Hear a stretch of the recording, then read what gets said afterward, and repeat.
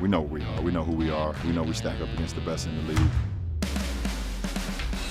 Showtime! LeBron Davis, the combo works again. Whenever you go against him, you can feel greatness. Can you describe the challenge defensively when LeBron? No challenge. LeBron James is locked in. AD Dynamite. LeBron James putting on the finishing touches. The league is not what it is if the Lakers are not winning. Orlando, Florida. That is the home of Mickey Mouse. It is also the home of 22 NBA teams currently playing in their seeding games. We're leading you into the Lakers versus the Thunder. AD, they're working up. That didn't make any sense. Working up. Warming up. He's working up to get ready. Exactly. Working up to play the Thunder. That was LeBron James. I'm Christine Williamson. This is Hoopstream, and we got Jason Fitz here. Woo! I don't know. I'm very excited to be here. That's excitement. I don't think have you been on the show with me? No, this is the first time I've ever done Hoopstream. So for all of the work that I've done digitally in college football in the NFL space, never been invited, never been cool enough to make the Hoopstreams. I wore some funky tennis shoes. I feel like I'm really bringing my A game. I am bringing all sorts of funk. You're always cool enough. Am I? You are. You are. We'll see. But maybe not as cool as Omar Raja, who's holding it down Nobody in his bomber jacket as usual in Orlando. Listen, it is about 30 degrees colder. When I say cold, like 75 degrees, but it felt like 102 last time, and I was wearing my bomber jacket. I still am dedicated to the bomber jacket. It's holding up fine. I'm not sweating. I'm all good. You also got a new mask. It's all black today. Yes, I switched it up. Why was that? I like it. You know what? I'm going to change it up. I got the black. Honestly, I wasn't a huge fan of the color. I hated the mask color, so I said I'm going to go with black. I also have red and white. Can I just chime in on this really quickly, though? I mean, if we're just going to start this thing with a fashion conversation, Christine is just sort of glossing over the fact that she's wearing monster shoes. I mean, and those were not the shoes during the prep meeting. So, like, any moment here where she's turning around saying... You always just pop these on right before, you know? Got to stunt on them just so that you can comment on them. That's why I wore them. I mean, they are fabulous. I've got so much respect for it. Thanks. What's up, Omar? I wanted to say, Fitz said tennis shoes. When do we call them tennis shoes and when do we call them sneakers? Is it cool to call them tennis shoes? Maybe. No, when you're on the wrong side of 40, like when you're old enough to be a dad, Omar, you go tennis shoes. Like pretty soon it's going to be like white on white New Balances and everything's going to be going to hell. Tennis shoes, sneakers, you play tennis in them if they're tennis shoes. I think that's the reason that you call them tennis shoes. Do I look like I've ever played tennis in my life? I mean, there's no... You could totally be a tennis player.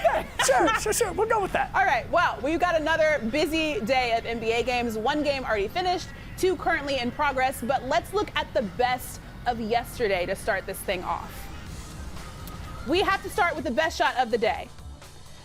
Bubble Booker is a bucket. That's an alliteration. That is well done by you. Thanks. Poor Paul George, honestly, at this point. But this fadeaway jumper, look at all the digital fans. They just were not, they knew what was going to happen because he's clutch in these moments. Not only that, but he spun away from Kawhi, so he got the double whammy. Got both of them. You know, you got to do it. Blazers versus Rockets. Vintage Melo is back. He was getting buckets and blocking shots, including that one on PJ Tucker with the score. Tied 3 minutes to go. Then iced the game on that one. Beautiful moment for Melo, by the way, and look, huge game for him again last night. All right, things getting chippy between the Bucks and the Nets. Giannis and Dante Hall. I mean, I feel like I don't know. I feel like Giannis isn't typically a guy that's going to buck up on somebody. Look, I like to run my mouth, but I would look at Giannis and be like, not up against him. He's a big boy to go up against. I'm just saying. I know, right? I don't want any of those problems. But they lost. I mean, well that's stated. What happened. All right, Mavs versus Kings. Luka Doncic is a problem. Look at this. He finds Kristaps for the bucket. All right, next game, Magic. Mavs versus Kings. Wait, where are we? We're Pacers versus Magic now. There we are. TJ Warren, he's been absolutely balling. Now let's go to Jimmy Butler and the Heat. Bam Adebayo.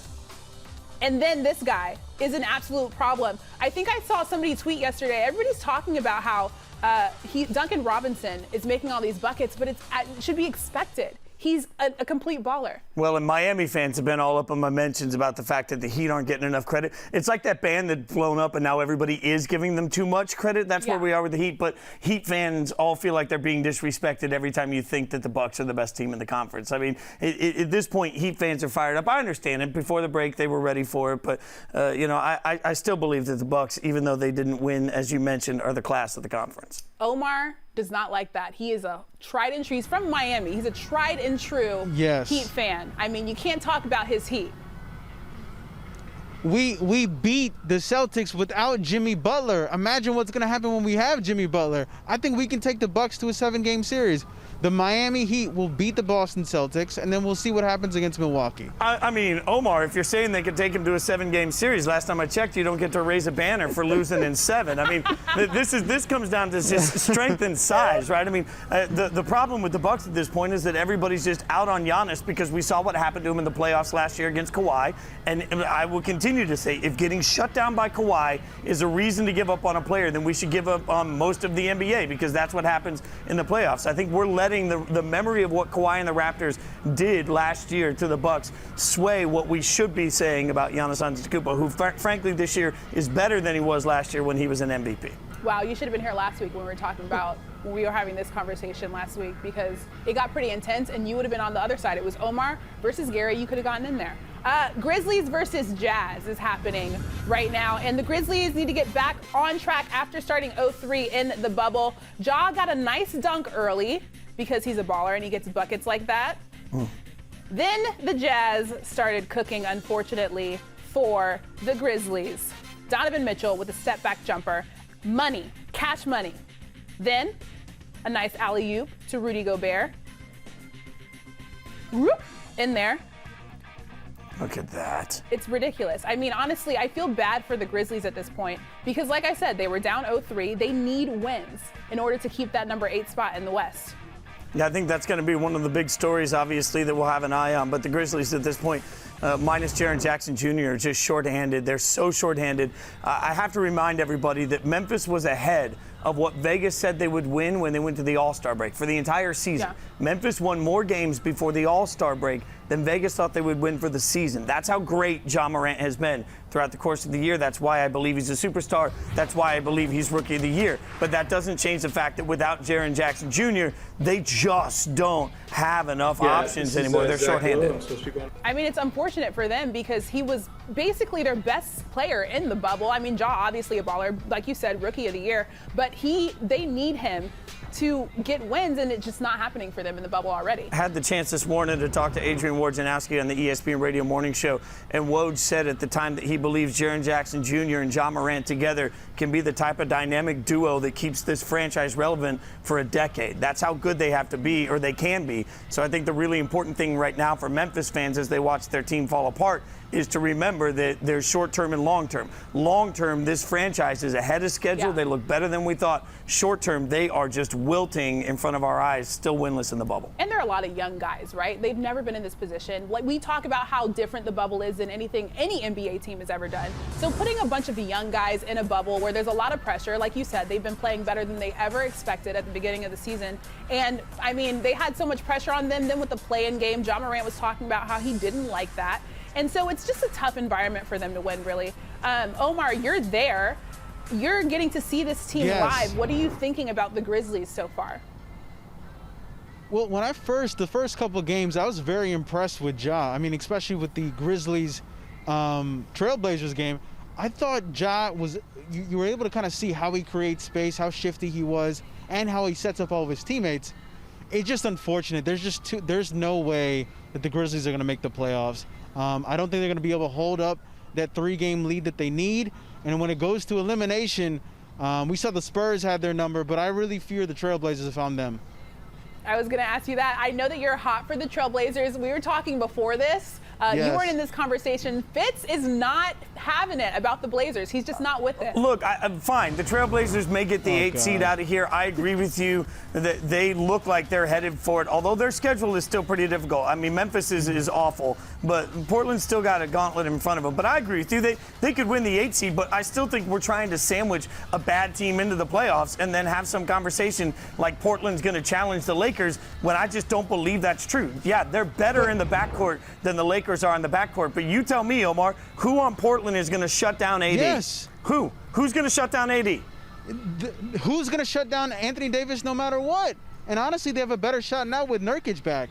I think the one real question is you have 3 all-time scorers, and Melo is starting to heat up. You saw those clutch shots against Memphis. You saw, although they didn't win the game, you saw a clutch shot against Boston, and then last night as well. I think there's enough there. I think those 3 guys can heat up, and we saw it last year with Dame and CJ, that 1-2 punch. They made it all the way to the Western Conference Finals, and now they have Carmelo Anthony. So I like the veteran experience, and I think they have a shot. I really do. Well, I mean, I know the one thing is, out of those 4 teams, the one team that the Lakers do not want to see, I would say, are the Blazers. They're going to give them the most problems out of those 4 teams that are trying to get into the 8th spot. And I think you're right about that, by the way. And look, Omar, I think you're right that backcourt presents some problems for the Lakers because we all know they're thin at guard. I just think that we're looking at the advantage matchup-wise for Portland without at least acknowledging the other side of the coin, which is an advantage matchup-wise for the Lakers that they're going to have. Because even if Portland can go all in and try and find a way to stop AD, LeBron is essentially coasting through, interested and not interested, depending on the game so far in the bubble. Yeah. I mean, you push LeBron. I just can't find a way that the matchup doesn't ultimately favor the Lakers. It might be the best of the 8s they can make it in. I just think we're over-enamored with 8s upsetting 1s when I don't think that's going to happen here. We just want to see the most crazy thing possible We are happen. a little bit. All right, we're going to play a game. We're going to play a game. Star power. Go ahead. No, we are a little bit because of the star power, but I think if you had to go through the Spurs, the Grizzlies, the Pelicans, or the Trailblazers, the team you wouldn't want to play is the Trailblazers. I'll agree with that. Yeah, we all agree. We all agree. All right, so we're going to play a little game. It's called Keep It or Ditch It, because there's a lot of different things going on in the bubble, and we talked last week about NBA changes that could possibly stay for good. So let's go through some of these and say whether we would like to keep it or ditch it. Omar, you are in the bubble. You get to see firsthand coaches wearing polos instead of suits. It's a little bit more casual down there. Would you keep that or would you ditch that? So you guys are gonna hate this answer, but I hate it because I can't figure out where the coach is sitting. And I'm always trying to keep my eye on the coach because I want to see what they're yelling. If you kind of put your ear closer to that area, you can see what Doc Rivers is yelling. So the problem is with the spaced out benches and all the coaches wearing the same clothes, it's hard to figure out where everyone's sitting. I had a hard time seeing where Quinn Snyder was for the Jazz for a little bit. So I personally don't like it for that reason. You don't think you can't see what the coaches are yelling because some of them are wearing masks, maybe? That could be part of it? No. I also do want to say, as someone that is always wearing a bomber jacket, I like when the coaches are wearing blazers as well. And then they get to show off their style just a tad bit. You know, you get to see how fresh they are because they have a little diversity on the bench, maybe. I don't know. Look, I'm ditching this one all the way. Like, the polo looks a little bit too much like a substitute teacher. Like, it feels like not your normal teacher. It's just a person that came in for the day that doesn't really know anything about biology. It's just getting you through it. That, like, Luke Walton definitely looked like that there. So I'm out on this. Like, I actually agree with that one. I do agree with that Or if one. they're going to wear polos, make it like quarterbacks in the NFL in practice. Make them wear, like, red so you can see it from a mile away. You're like, there we go. That solves everybody's problem. So the head coach has to wear a bright shirt. All right, Omar, you talked about the benches. Are you keeping or ditching the bigger benches? Do you like that or no? I am ditching the bigger benches as well because you miss out on moments. If you guys remember, Larry Nance Jr. had to give up his seat to Kobe Bryant and had to sit on the floor because there was no seats available. Same thing last year with Mo Wagner. LeBron's going to the bench. There's no seat for him. He tells the rookie Mo Wagner, sit down on the floor. So you're going to miss out on those moments because everything is too perfect in this bubble. We need to have those moments for some laughter. Makes sense. Okay, can I modify it? Okay. I mean, I don't want to ditch it all the way. Okay. I just want them to be like big lazy boys and somebody to come up with like popcorn and a drink. Like when he puts his feet up, I want him greeted with a snack and a smile. Like I just think that would be, I'd be interested. Like, is he a Junior Mints guy or a Mike and Ike's guy? Like, I want to know where it's going. That'd be very interesting. I don't know if people would be ready to play in games if they were sitting in Lazy Boys, but that would be interesting to see. I mean, maybe the guys that are injured, that are just basically watching a movie, they can just lean back. I will say though, however, it's not as fun because you know how players get hype when something big happens and they're like, yeah, with their teammates. They can't do that. Their teammates like all the way over there. They got to be like, hey, did you just see what happened? It's a little not as personable. All right, so next. There are no cameras or photographers on the baseline, which is a good thing because now people aren't in danger. Do you like that or do you not like that? So I like it. I would keep this. The only thing that I think's been interesting watching a few times is, as silly as it sounds, the wider baselines have created instances where I feel like players don't realize how close to the edge they are. Like they're so used to seeing people. You're finding guys step out accidentally on the baseline a little bit more than we're used to. Yeah. It's like a weird spacing issue even for the players. Once they get used to it though, I think it's a much safer and actually much cleaner look. And it seems like they go a little bit more fearlessly to the basket. So I'm all in for it. I'd keep it. So once they get used to it, then maybe it's a little bit better. Omar, what do you think? I like it. I do wish they had some like cell phone videographers sitting underneath the basket, and I would volunteer as tribute as someone that has posted a lot of those clips. I would know all the ins and outs. I was going to say only a social media guy that literally lives on phone video would say something like that. If they did cell phone video rather than having a huge camera, that would work for me. Hey, I'm being serious. People love the cell phone video because it's raw, and everyone's so familiar with it. I think. Yes, exactly. Exactly. All right. What doesn't feel real? Digital fans. Are we keeping that or ditching that?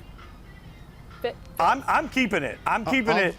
Look, as a combo, I want the regular fans in the building, but there has been something to me that's really cool in the concept of having a massive digital wall. Like if you're somebody that doesn't live anywhere near your favorite team, but you can have yourself represented on a digital wall in a way where you can feel like you're part of the game and be part of the experience, I think it's a cool way to get non-local fans, non-regional fans invested in their team in an interesting way. So I don't want it to replace fans. I want fans back in the building, but I think it'd be awesome if they built some sort of a wall that allowed fans to still be a part of it this way. Moms can be on the digital board like we just saw. Omar, what do you think? You get to see it live. What do you think about it? So I completely agree that it's a cool gesture for those fans, and also when you have like Paul Pierce and those reactions, that's great as well. But I feel like it kind of ruins the experience. I'm not big on the virtual fans. It's kind of weird, and I hate when there's a cool dunk, like a LeBron James dunk, and there's weird virtual fans in the background. It just looks wrong in my opinion. But if they want to do those celebrity virtual fans, that's cool with me because those reactions are always kind of hilarious. So to recap, Omar wants to be able to be under the basket to take a cell phone video, but you don't want other people on their cell phone to be on a wall in the arena at the same time. Come on, man. Hypocrisy at its finest. I'm a selfish human being, unfortunately, and I would like to apologize for that. I respect the heck out of appreciating your hustle. Like, go for the opportunity. If you can get it, get it. Do you? I think it's very interesting because digital fans, it's been fun to watch some of them, but some of them look like they're so uninterested in what's actually going on. I get that they're in their home, so they're just like watching a basketball game, chilling on their couch, but then like Paul Pierce just like chilling like, what is even happening? It's like, hey, people can see you. I'll take the opposite side on that though, because I think part of the reason I love the digital fans is I moved around a lot as a kid, so I was never around my favorite team. When I watch my favorite teams play, it's not family friendly and it is not safe for people to observe. I am really surprised we haven't seen somebody just lose their mind on one of those things when they don't. I mean, we've seen the Cobra, like, that's cool, that's fine. Yeah. But I'm surprised we haven't seen one of those moments that go viral of somebody chucking something or obviously reading their lips and realizing that they did not say something that their moms would approve of. I'm just saying. That's just them editing that part out. They're like, don't show that fan right now because that is not family appropriate, like you said. All right, last one. Are we keeping or ditching the camera angle? Some people say it looks a little bit too much like NBA 2K, but I kind of like that. I mean, make it look like a video game. I'm all in on that. And look, again, I'll make the parallel to some of the other sports. When you think about baseball and the NFL, part of what they did after video games blew up in those respective cultures is they started to mirror the broadcast to those video games. I mean, you've seen the graphics change tremendously in the way these packages are presented to look more video game-like. So give me any of these. And look, I think everybody resists these camera angles at first because it's not what you're used to. But anytime you can really see the cuts and the angles and where guys are going for them, it gives you a better idea of who's open. I think that's really cool, and it's a great angle. What do you think, Omar? I actually agree. The one thing that we agree on is that all the different angles have been a lot of fun to see. They've been experimenting, which has been nice. And my favorite one is the robot cam. Is that what it's called? The robot cam that keeps sliding by itself robotically? Yeah. RoboCam. But, you know, to credit to the NBA, there's not that many, like, media folks here that are trained to be with cameras. That know there's maybe 3 or 4 cameramen / women. And they've done an amazing job of experimenting and doing all this, using all this technology to get all these cool angles. So major credit to the NBA for pulling this off. And I think another thing about making it look like NBA 2K, like you were saying, kids like playing video games. Maybe they'll like watching basketball a little bit more if it looks like the video games that they're playing. And look, I think that's great, and you're right. I mean, and once we get used to it, I think everybody's going to fall in love with it. People always resist these changes. Omar made a great point too. Experimentation in the bubble is key. That's part of the opportunity you get. So if the NBA can take some of these things and keep them, I think it's a huge win for the league. I made myself sound like an old person. Kids like playing. I like video games too. I'm not that old. All right, so we're getting ready. You ready for the Lakers versus the Thunder? If you completely forgot how the Lakers got to the top of the West, we get it. It's been a lot going on in the world and in the NBA, but don't worry, we got you covered.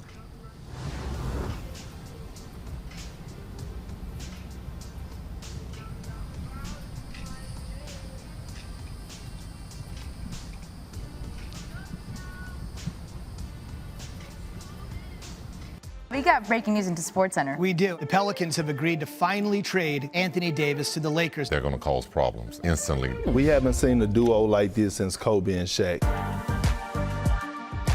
With all eyes on Los Angeles at the start of the NBA season, the new superstar duo of LeBron James and Anthony Davis put the rest of the league on notice right away as the Lakers came out hot. Cut by Davis. Here comes James. By Williams and the sledgehammer.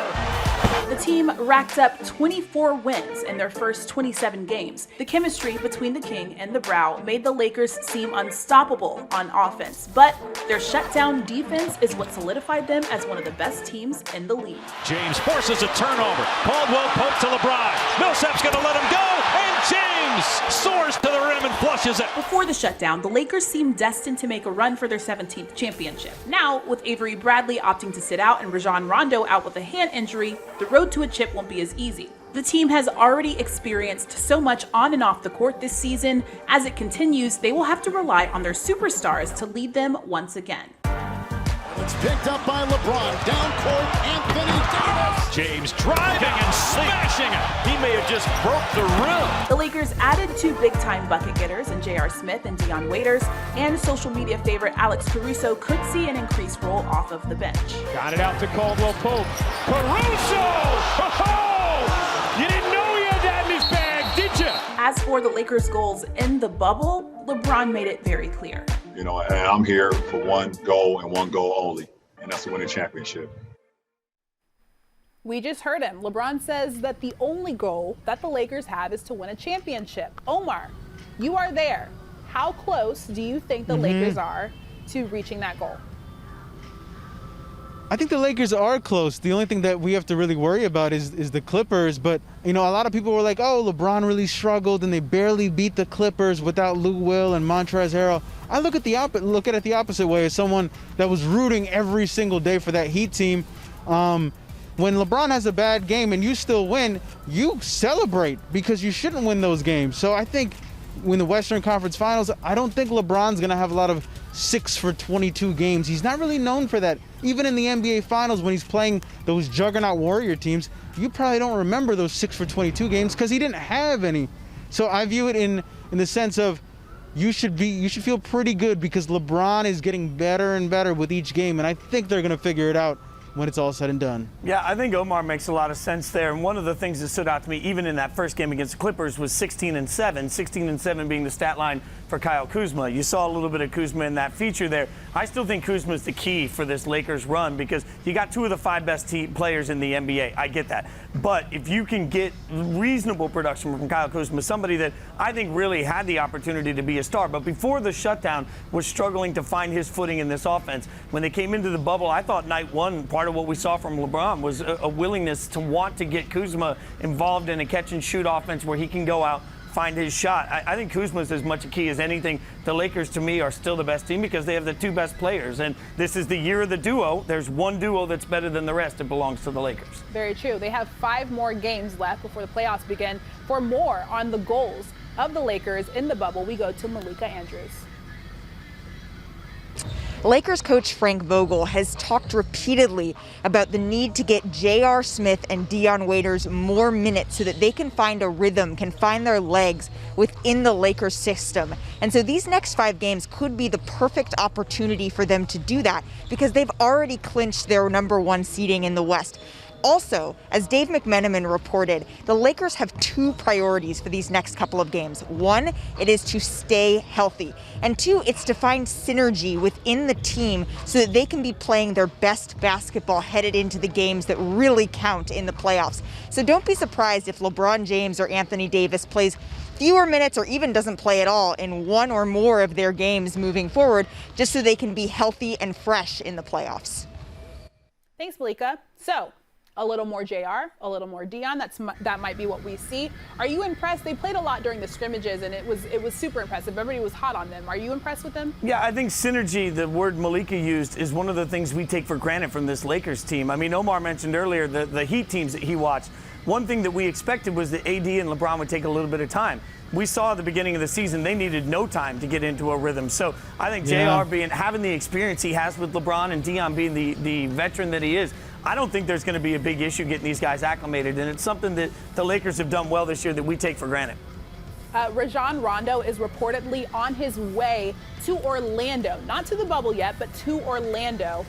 Big deal because, of course, they lost Avery Bradley and then immediately lost Rajon Rondo, and it was like, hold on, what is going to happen with the Lakers? Omar, how good is that going to be for the Lakers? What does that mean for the Lakers with Rajon Rondo coming back, possibly at least in time to contribute during the playoffs?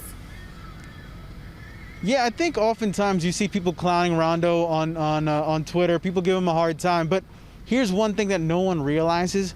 Every player knows that he knows their strengths, their weaknesses. He has every player's scouting report memorized. He knows every team's play. He knows every team's play calls. When they yell something, hey, he's able to call out everything on defense and on offense. So I wouldn't worry too much about his play. I think everyone knows about playoff Rondo. But one thing to really keep in mind is how smart he is. He's got one of the best basketball IQs.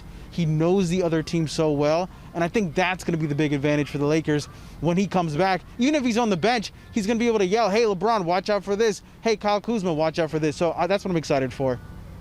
So I have a fun stat. We talked about this a little bit before, and I love this stuff. I nerd out on this stuff. So the Lakers, currently the 1 seed last year, and of course they haven't been in the playoffs for the last 5 years, right? Currently the 1 seed in the West. The last time they were the 1 seed in the West, 2010. Kobe Bryant averaging 27 points a game. They win the championship. The last 2 times that LeBron James had the #1 seed, he won a championship. So does that mean that the Lakers are winning a championship this season? I mean, it's hard for me not to see the Lakers winning it, but I don't think the conversation changed from the beginning of the year. The Clippers have better depth. The Lakers have the 2 better stars. So what's going to matter more? And I don't think we know that until we get more into the bubble. Yeah. Like, how do their legs handle night after night after night? How much does depth matter? Because the Clippers still have an edge there. But outside of that, I think the Lakers have the edge. Omar, how are you on Lakers winning the championship? Yeah, I think the Lakers are getting stronger and stronger, and we're yet to see if the Clippers are getting any better. I know they're getting people back, but we don't know if they're going to be in perfect rhythm. We don't know if they're all going to go off. And I'm yet to see the Clippers have that amazing ball movement. It seems like every player kind of needs the ball. So I completely agree with Fitz. When I was looking at all the teams in the beginning of the year. The Clippers seem like the most stacked by far, and with all the additions they've had. But I'm not sure if they're going to get it all together when the time is right. The Lakers look like they're getting stronger and stronger and stronger, and I think they're going to win it all. The Clippers only played 11 games this season with the entire roster. So, I mean, yeah, I don't know if the Clippers can really give the Lakers a run for their money because, like Omar said, you got to get in a rhythm, and they haven't had a chance to do that. I agree with all of that, guys. But let's remember, even with only 11 games as a unit, they were the 2 seed coming in. So they're still that dang good. That's true. Yes. That's true. But who's going to stop AD? Nobody. Nobody can stop Anthony Davis. The Thunder are going to try to do that tonight. We will see if that happens at 6:30 right after we're done here. So thank you guys so much for watching. Next, Thunder versus Lakers. We will see you guys next time.